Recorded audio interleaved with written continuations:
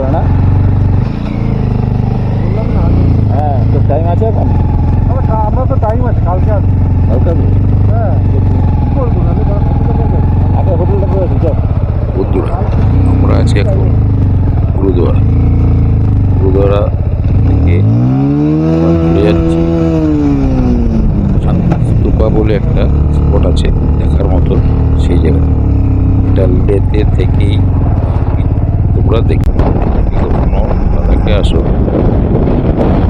শান্তি স্তূপা, লে প্যালেজ, আরও অনেক কিছু আছে। লেতে থেকেই তোমরা যাবে, লেতে থেকে সার্চিং করতে পারবে।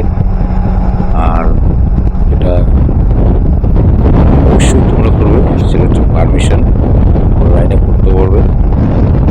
পারমিশন আমাদের লেগেছিল 1100 টাকা করে মাথা পিছু। আমরা একটা বাইকে দুজন করে গিয়ে যাচ্ছি, আর আমাদের 1100 টাকা করে একজনের লেগেছে।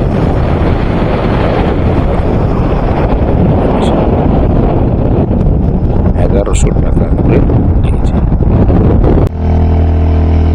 আমরা এখন দেখছি শান্তি স্তূপা। স্তূপা যাওয়ার পথে দেখতে পাচ্ছ? দেখো কত সুন্দর ভিউ, খুবই সুন্দর। আমাদের এখানে হোটেল খরচাটা নিয়েছিল যখন দিল্লিতে 600 টাকা করে, 600 টাকা খুবই মোটামুটি কমই নিয়েছে। যেহেতু আমরা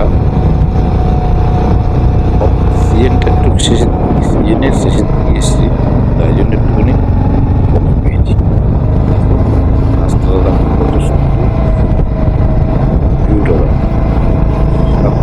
আমরা উঠছি আস্তে আস্তে করে, অনেকটা উঁচুতে। নিচের বাড়িঘরগুলি ছোট ছোট হয়ে গেছে দেখতে, যেহেতু আমরা উপরে উঠে গেছি।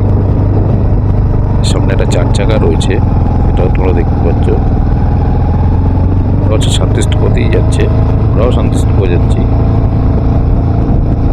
দেখা যাক কি হয় আগামী দিনে।